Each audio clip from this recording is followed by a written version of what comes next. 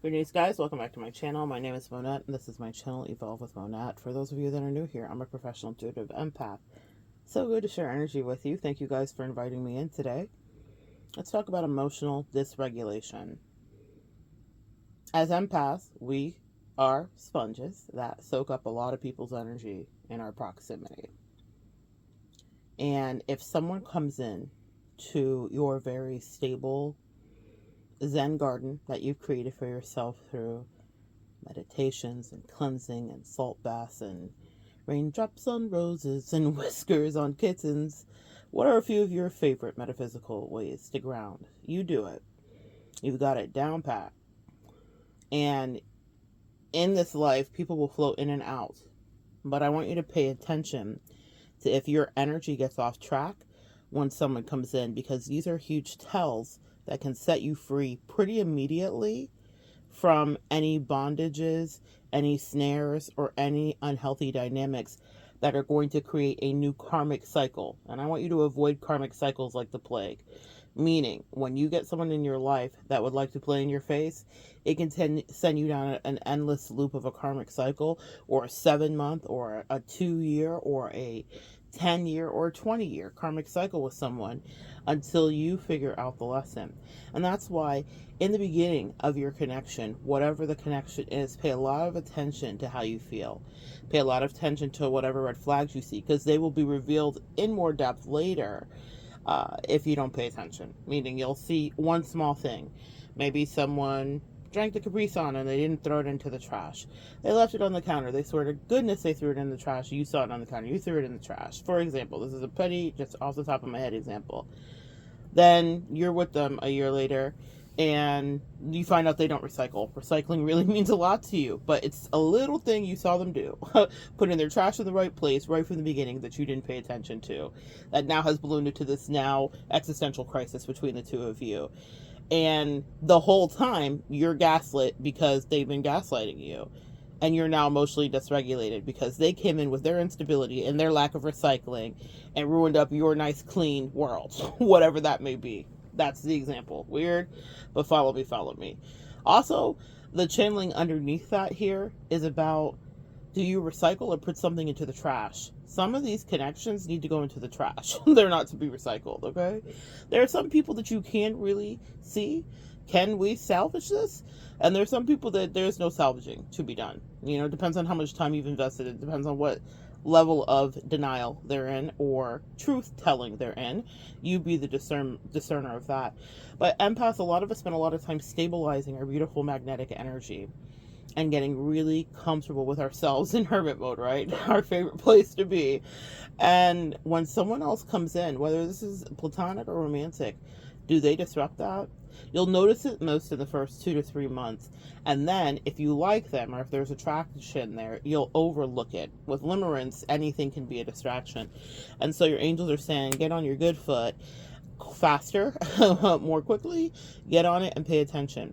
Do they disrupt you? How do they make your energy feel?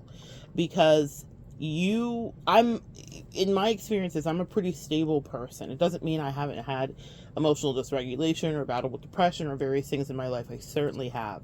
Certainly have. Just like all of you guys in your own way, right? We all struggle with our own version of mental illness to some degree.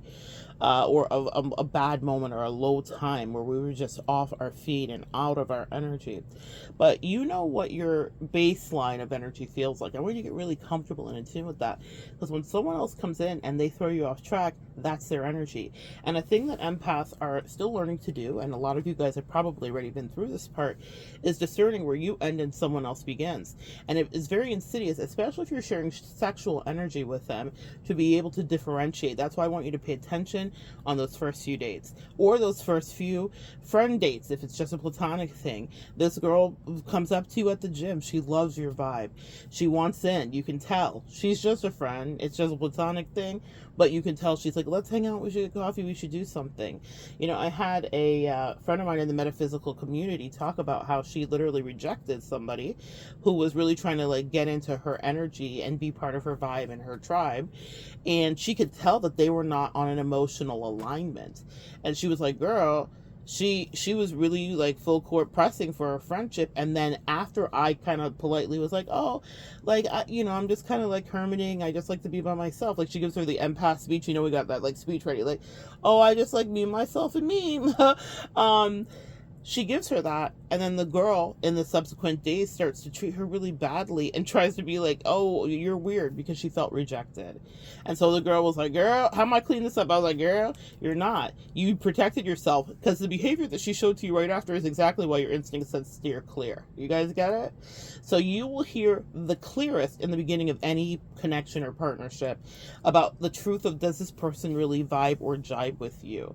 Some people will try to fit. Some people will cloak themselves in your energy, meaning they'll pretend to like what you like or take interest in something that you have similarities in to some degree, because they want entrance into your magical destiny. Please check out my other video. Do not let that karmic steal your destiny. That part. So be very careful with who you invite in, and pay attention to how you feel when they are in. Do you feel off track? Do you feel destabilized? Is there a dysregulation of your emotions? And it doesn't mean that you could not have your own emotionally dysregulated day that had nothing to do with them. But if you notice more dysregulated days the closer you are to them, then the problem is outside of you. And then you have to do what my mother always recommended for me to do. Pardon me, guys. Which is remove the problem from the cause, or the cause from the problem.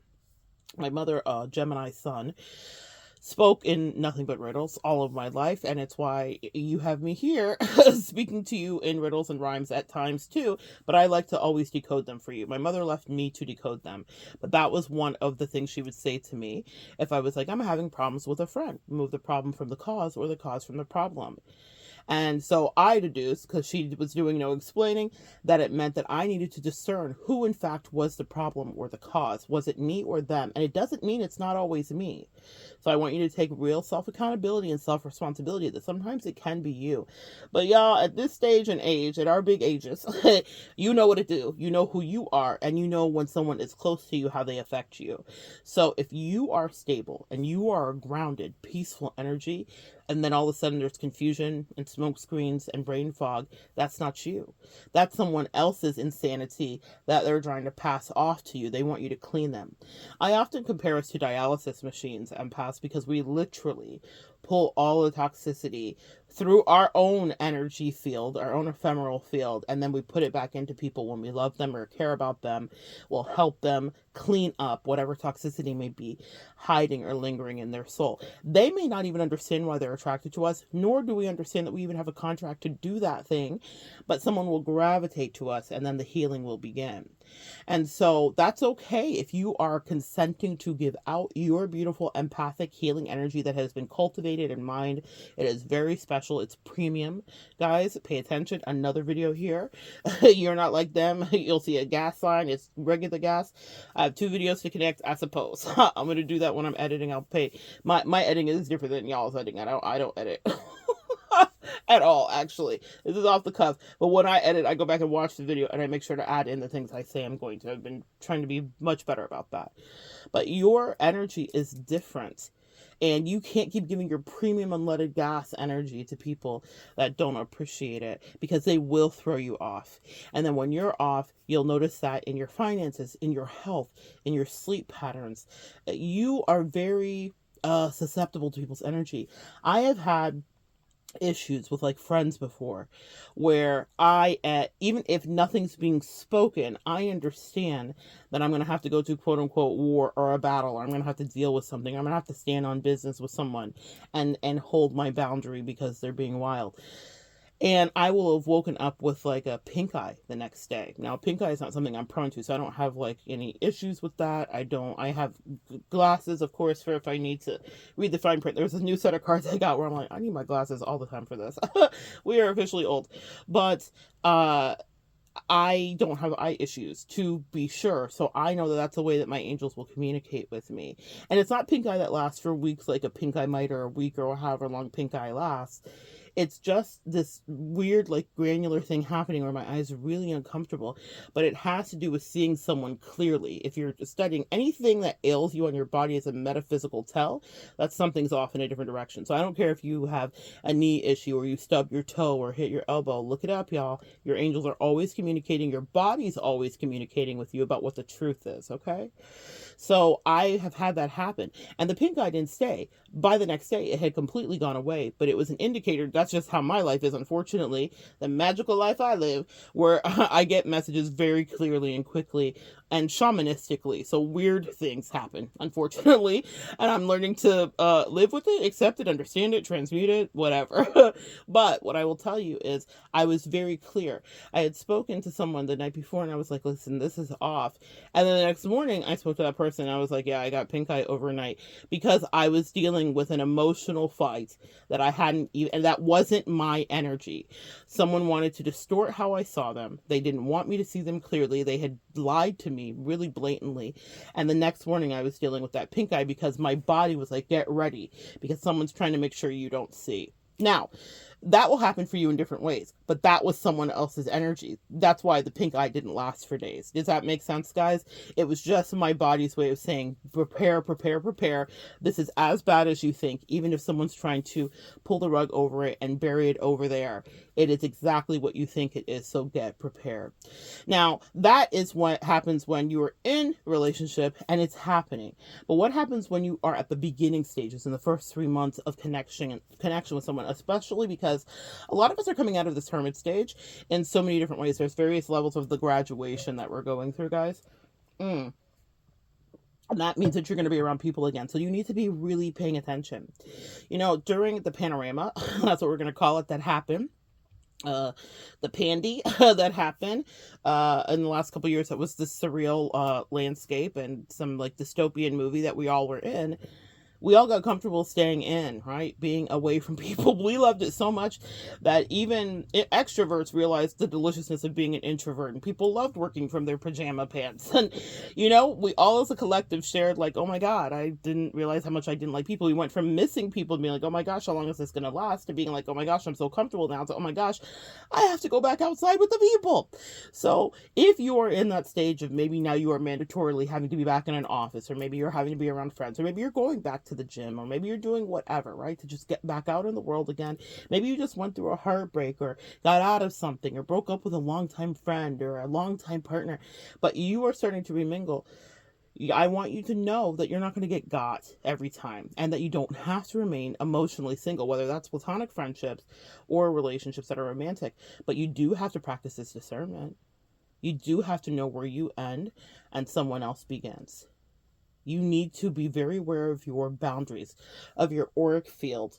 I would highly suggest some of you guys research auric photography and seek out someone who's reputable, read the reviews, and get a picture of your auric field taken so you can kind of see how far back, literally, people need to be from you. There's amazing, metaphysical tools that are out there for us to use so we can physically see this thing that we're always talking about in the ephemeral. Okay, it's real. It's very real, and it's actually something that you can visibly track. So in any case, look into that. Someone auric photography. You usually see people doing it like metaphysical fairs, but I imagine if you Google search it in your area and town, you might be able to find someone who actually does it.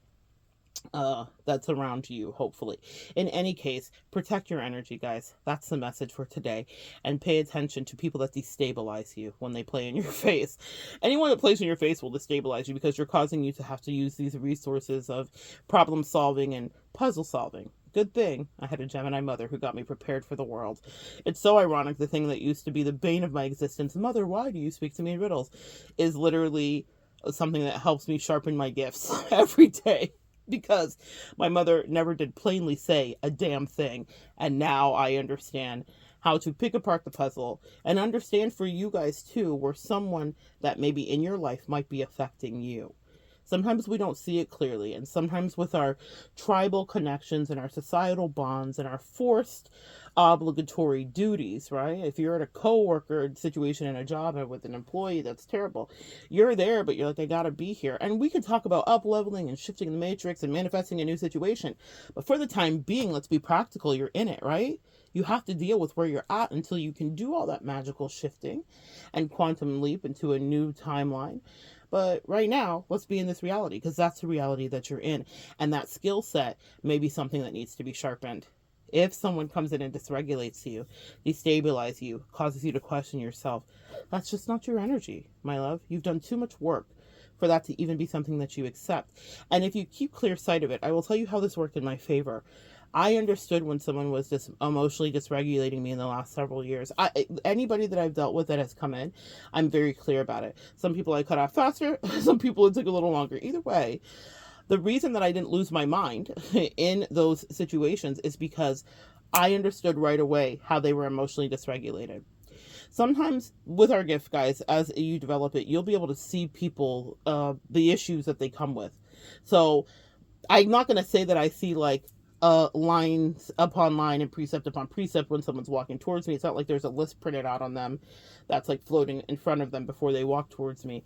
But spiritually speaking, kind of. I really can be like, oh, this, and this. Okay, that trauma here did this. Okay, this. That's the way my brain works, okay? I just can tell what's going on with people.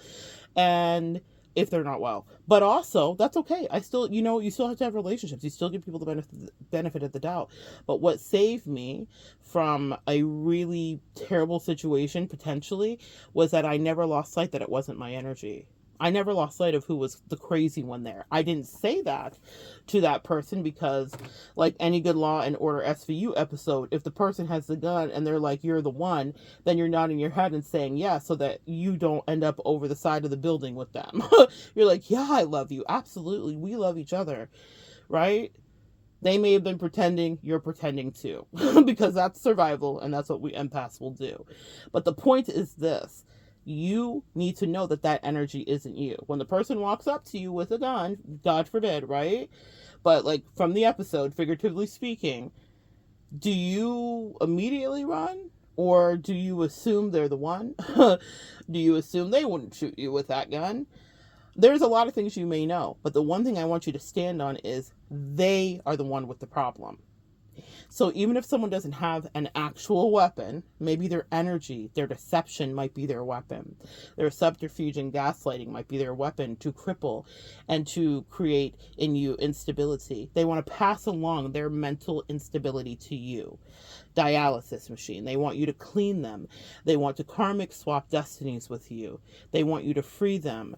And sometimes they might want to be you. And that's why you need to know where you end and someone else begins. If someone is a foe or a friend.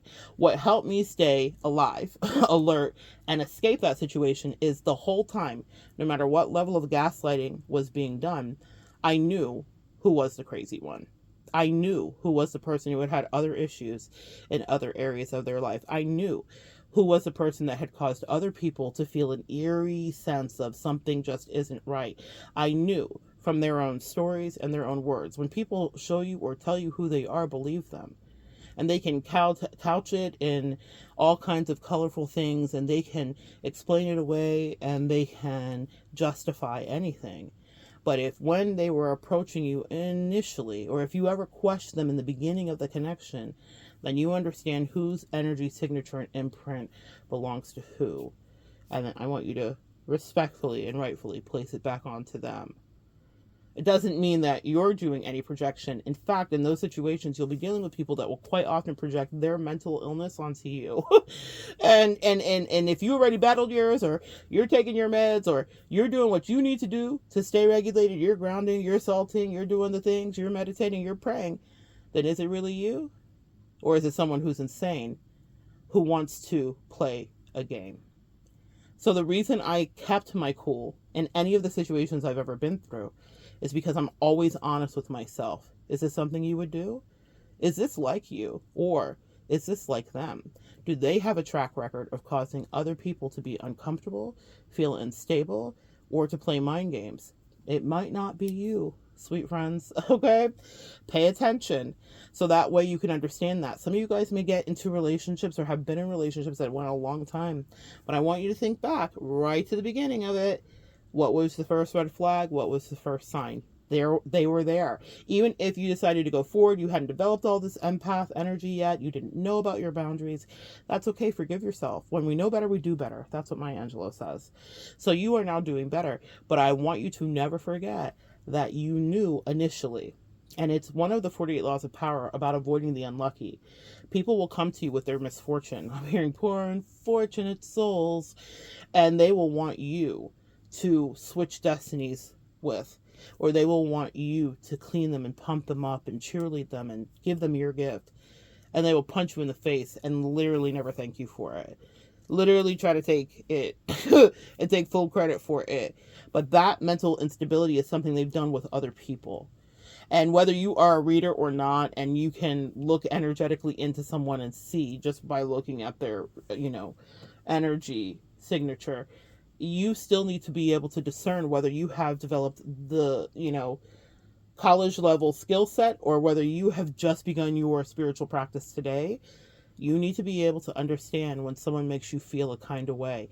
The first time you feel it, remember it. Maybe even write it down. Maybe that's a practice, because that behavior will show up later. It will show up later. You've had it happen with coworkers where you've got that thing in your stomach, something's off with them, and then later everything you thought gets shown to you, and then you're now in this battle. And if you have a heads up about it, that's how you survive it. The reason I survived is because, and escaped and triumphed, actually, that part is because I knew that they were crazy. I knew what it was. I knew what I was dealing with. It doesn't mean that my life is perfect or their life is perfect, or that my life is in shambles or their life is fully in shambles. But it does mean that we were on different levels regarding our spirituality. And so it's easy for you to see the demons when they're running free and they're trying to jump into your body. Okay? I'm channeling the parable of the demons being casted into the pigs, for the pigs to run over the cliff, because demons have to go somewhere. And so if you have a gift, those demons were like, I like it. I'd like to see it. Let me climb inside of this new vessel. So you have to be very clear about who you are and who they aren't, because if not, you'll end up in this quagmire with someone who has done this time after time. In the 48 Laws of Power, I have a video here about it. That'll be my number 3 video. I'm writing notes now so that I can remember what to connect. I made a video about avoid the unfortunately unlucky, and the story that is told, this book is written by Robert Greene in the 48 Laws of Power, but the story that is told there is about I believe a woman named Lola, and she charms all of these courtesans and kings and all of this stuff, but everybody's life that she ends up messing up because it's her energy. She just ruins the life of everybody. So I go more in depth in that video. I definitely will try to connect that below, but you should probably check that out if you want to understand that law, because it really will save you a lot of time. When people get connected with people that aren't divine, or that aren't working on spiritual energy, or they're just on demon time, you don't have to be the most lofty of the divine. Do you read? Do you meditate? Do you think? Do you watch a video? You're doing the best you can do, sis. So don't beat yourself up. But I'm telling you this, they will invite these people in and then be like, why is my life falling apart? Well, it's falling apart because you have a karmic attachment to someone who does this for a living, who's a con artist and a hustler, someone who is incredibly low vibrational. Low vibrational people will do anything to survive. A vulture will eat the carcass. And while it serves a purpose in our ecosystem and on our world, that's still what their job is. They're a vulture. They eat the death. They eat the decaying flesh. There are people that are just meant to do that, guys. So don't be all involved, but understand if that's their energy signature. Are you dealing with a vulture or an eagle? See, you're an eagle. That part, okay? That's what the angel just said. They said you're an eagle. You're soaring higher and higher and setting higher and higher standards. Don't let anybody play in your face and try to convince you that you should live life their way. The reason I think they gave me that specifically with the eagle, a vulture has a schedule too. Oh, it's about high noon. Let me fly really high and see what death I can get into, what decay, what depravity, and what I can eat. It's lunchtime. You, as an eagle, have a schedule too. When an eagle is searching for a mate, here's a funny thing it does do. She flies higher and higher with the stick, and she continues to drop it from higher and higher heights, and she signals to her male counterpart primally and instinctively. It's a dance they do to the male eagle. Can you catch this stick every time I drop it? Can you? I'm watching you. And when the eagle comes along, whichever one of her male suitors comes along that can finally catch the stick from the highest height she can fly to, that's the person that she chooses to mate with, because she knows that if her babies fall out of the high nest that they perch their babies on and in, that male eagle will catch their kin. You have standards, empath. They have a schedule. You have a schedule too. Before the male eagle's ever there, she's practicing how to fly higher and higher instinctively, because one day she will have that stick in her beak. She's going to drop it. She's going to see what it do. Did he catch it? Or is she moving on to suitor and candidate number 2? That part. You're both birds. You both have feathers. You both fly. You both go up higher for a different perspective. One's looking for a carcass dead lunch of other decaying things to munch, and you're looking for your best life. You're looking for someone who can survive with you at high altitudes. The message is messaging, guys. You hear what the angels will do? You're looking for someone who can survive with you at high altitudes, because you're going up, up, up. It's up and it's stuck. What would Cardi do? You're looking for someone that can actually have your back. You're looking for someone that can withstand spiritual attack. You're looking for someone that can breathe that rarefied air. You're looking for someone that's actually invested and cares, and someone who will not emotionally dysregulate you. Because if it's just the two of you up high up there watching over whatever you're growing, then you better be able to get along with each other, and there better be a deep spiritual inner knowing. Vultures have work to do. Eagles have work to do. Never shall we mix the two. Because what would a vulture know about eagle work, and what would an eagle know about vulture work? Birds of prey, scavenger, one that's catching things that are alive and kicking. Very much just going about their day. We're different. What did Kendrick say? They're not like us. So pay attention to your energy signature, and in yourself begin to build trust, because demons will come in and be attracted to your beauty, empath, and their only purpose is to disrupt. And you are your first line of defense. No one's coming to save you. It's just you. Maybe a video or two. But really, I can't be with you. Your favorite guru can't be with you. Your favorite pastor, friend, teacher, bestie. Sometimes you'll be in the trenches face to face with a demon. And you're going to have to make the discernment and not let them in, but understand once more where you end and they begin. So good sharing energy with you guys. Come back and join me next time. We'll continue to evolve together.